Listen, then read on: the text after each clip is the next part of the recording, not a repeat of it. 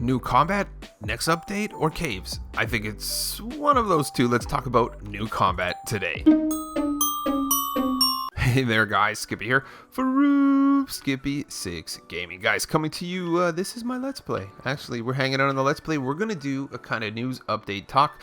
We talked recently that the cave update was likely going to be the next update in Minecraft, but there is nothing for sure, but we do kind of have some throw arounds about the new combat. This is something that people have been concerned with lately, have talked about, and you know what guys, there's honestly a chance it could be cave and combat, but combat comes with a story, guys. Combat's pretty tricky in Minecraft, depending on the version you play, depending on what's going on. So let's talk about it. There's tons of visual aids for this episode, and we're going to really talk about what we think is going to happen. I really like how clear the water is. That's really cool. And yeah, for this one here, guys, 390 likes. If you are one of those dudes, don't forget to hit me up in the comments. So I'm going to run around aimlessly in the Let's Play world, and we're going to talk about this because we're really going to be doing a lot of visual aids and things like that. That's like the most OP turtle farm right there. It's like a simple square of sand. So let's start this off, guys. In the last couple months, in the olden days, guys, Minecraft put out an update in 1.9 which changed the way that PvP happens. So basically you'll see this sword right now in Bedrock, it's different. So this is not how it is on Java. On Java, basically what happens is every time you swing your sword, it resets. So right now I hit with the same power every single time, but on Java you need to build up your bar in the middle of the screen. There's like a hot bar thing, and you can only do these at full strength at a certain speed, ruining combos for people that play really pro level PvP on Minecraft. And yeah, so the topic has come up a lot. There's been a lot of wait because honestly people have been waiting since I guess it was 1.9 was the update where they changed, and people didn't like it. It went over as one of the least liked features in Minecraft, so it's come up in conversation a lot lately. Let's go ahead and look at this tweet. This is from a couple months ago from Aubrey. She's a community manager. We know the Redmond team is literally game jamming on combat this week. Aren't going to just rush out a change that might make things even worse. To say that we did something, it needs to be thoughtfully done right way, which will take time. Thanks for understanding. So that's a couple months ago. They've been doing the update aquatic, they've been doing things like that. That's not gonna really be a fast thing for them to do, but no, that creeper is gonna come get me. So let's look to the next one. So here we go, right here, all my visual aids. In response to that, I'm pretty sure, is once we find a solution that both the Bedrock team and the Java team are happy with, we'd put it into beta to get feedback. So in the Bedrock version, there is a beta, and yeah, that's where they test it out. So basically, the problem here is, guys, finding a way that works for Bedrock and console and Java. And that's really hard because basically you're putting limitations on console and Java, say, that they wouldn't necessarily have because Pocket Edition has limited control buttons on the screen. Basically, that's the kind of thing. Is the hard part is making it, anybody can make it the F key or whatever key on your keyboard. It's easy. You have tons of keys on your keyboard to use when you're playing Minecraft. However, in Pocket Edition, you don't have that luxury. You only have a few keys on the screen that you could place, and you can't really place too many more. So let's keep going. I'm just going to go in the order that they came, basically. Right here. So this one right here, this is the #1 voted bug fix, and I don't even know if it falls in bug fix. It's just people complaining, but it is literally 722. The closest one to it has like 200.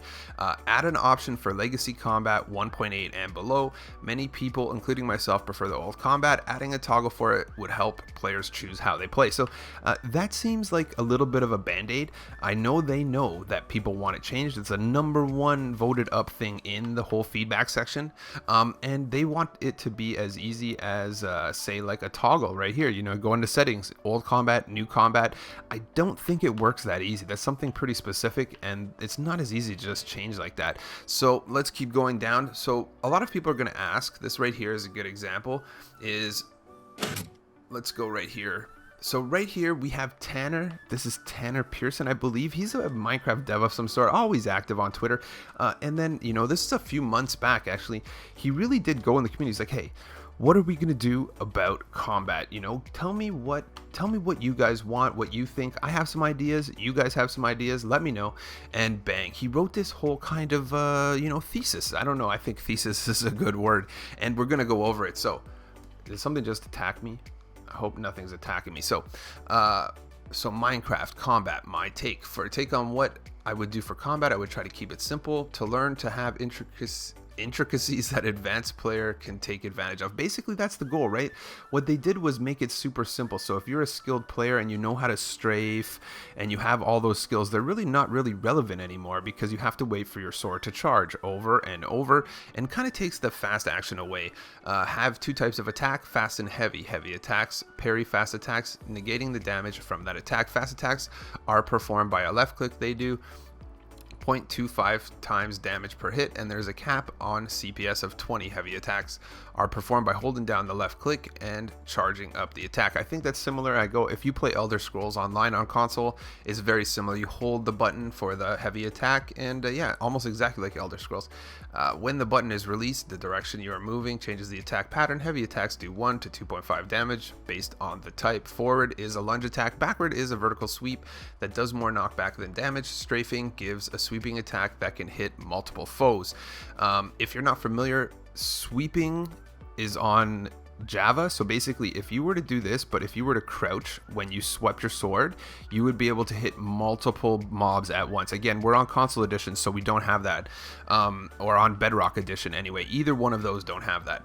Landing multiple fast attacks in a row will boost your next heavy attack. They can increase damage range to 2 to 5 times. 5 fast attacks in a row will give you the max damage to your heavy attack. Again, we're talking about a combo system here. We really are. That's kind of cool. Again, very much like Elder Scrolls. I think Tanner plays Elder Scrolls. I'm pretty sure I've seen him post about this. These combos are broken when your attack is parried, and they decay at the rate of 1 stack per second. So if you wait to use them, they are effective. Again, basically just telling you that they want to this is just Tanner's thoughts. This is not real. This is just his kind of opinion and his take on it, and it really sparked a whole bunch of people talking about this. No joke, there's like 250 comments. Armor damage is location based, but the armor value that protects you is not absolute and is weighted based on adjacent pieces. So now armor on your head will help your armor on your body. So locations are head, body, and legs, pants, and boots. Body armor is most important as it influences all the other values. Again, your body armor is going to influence your helmet and your legs, right? Pretty much. And I think legs and boots will both be legs. So to make it easy to understand, the armor value of head and legs, 70% of the armor value piece for that location and 30% of the total. The body armor value is 70% body armor value, 50% each from head and legs. When you take damage, you are invulnerable for 0.3 seconds. This is kind of weird.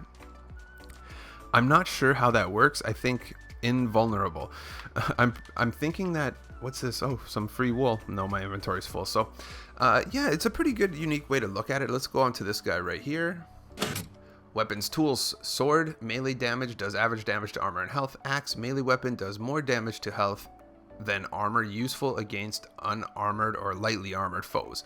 Shovel, tool, does low damage to armor and health, but increased knockback to help manipulate battlefield position. Hoe, tool, does low damage to health, but ignores some armor, useful to whittle down the health of an armored foe. Pickaxe, tool damage, does more to armor health, useful for breaking armor. So basically what they're saying is, if you're fighting somebody, you could even go and, switch to the pickaxe to break the armor, then switch through to whatever else. Fishing rod, specialty tool, pulls foes closer, does no damage, useful for closing the distance on foes. This is already how it works, kind of, on most PC servers with, they usually use a fishing rod to pull it in. Trident, melee ranged weapon, does average damage to health and armor, can be thrown, useful for unpredictable attacks. Shield, tool. So right now we don't have shields on console edition or Bedrock edition. They're gonna probably add them. This is gonna be part of the overhaul. Tool for blocking attacks and negating damage, does not break combos when blocking, useful for negating damage. Bow and arrow, ranged weapon that require 2 hands, works like vanilla, useful for hitting foes at range. So super cool. I like that. Look at this. I'm pretty sure he just randomly was like, hey, let's discuss this because this is kind of a big deal. We need to get on it. And I think that's super cool kind of thought process by him. He does do a lot of cool tweets. So I know for some of you that are unique, let's go over here. to this guy right here. So basically, this was what the changes were. This is the funny part. So when 1.9 came out, these are the exact changes from the wiki. Axes do more damage but swing slower. So this was kind of a move in.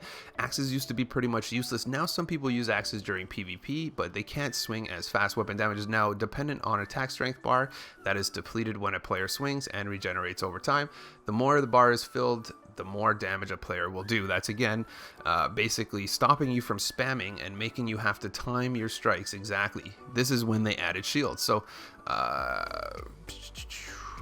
added shields, which blocks attacks when a player right clicks. Axes have a chance of disabling the shield for 5 seconds. A player can combine a banner and a shield to make the shield have a design and colors on it. Sweep attack is what I told you about, where you're crouching and you sweep and then you can hit multiple enemies and knock them back. Dual wielding was added in this one. As you can see, this is something that it came over to console and Bedrock, but not really. You can only put like your map and your totems in your second hand. I really think they just didn't want to put that through because they knew they were working on it, so why change it? You know, at the end of the day, I do like the idea of having an offhand slot, but you know, if a player puts an item in an offhand slot, they use it by right clicking and typing F. That is the default button, switches the main hand and offhand item. So I think that F will switch your hands. Again, not on console and Bedrock yet. Mobs now give off particles when hit that show how much damage was done to them. New items with lingering potions. So lingering potions were added at that time too, and yeah, they cause a lot of lag on Bedrock if you ask me. And yeah, so there you go, guys. We kind of went over it. Pretty much you could see the offhand here. Look, it even has a shield, but there is no shields in this game. So this is kind of the funny thing. It says shield. There is no shields in Minecraft for Bedrock and console right now. The only things that you can put in here are totems of undying and maps. You can't put anything else in here, no matter what. I think arrows can go in there as well. Yeah, so arrows, maps, totems of undying are pretty much the only thing that you can put in your offhand. Maps are the one that we use right now on Bedrock and stuff because it allows you to have a map out in the world while you're going. Guys, don't forget to smash that like if you found this video informative. Don't forget as well to subscribe to my channel for yeah, cool stuff, let's plays and tutorials. Thanks a lot for tuning in. Let me know in the comments what you think is going on with combat, because I can, you know, it sounds crazy, but I know it's like, oh, you're like, oh, Skippy, you said it was going to be a cave update. Oh, Skippy, you know what? It could very well be both. Cave and combat. I think that actually has a nice ring to it. The cave and combat, or combat cave, or the update. And there you go. Don't forget to smash it. Thanks a lot, and I'll catch you on the next one.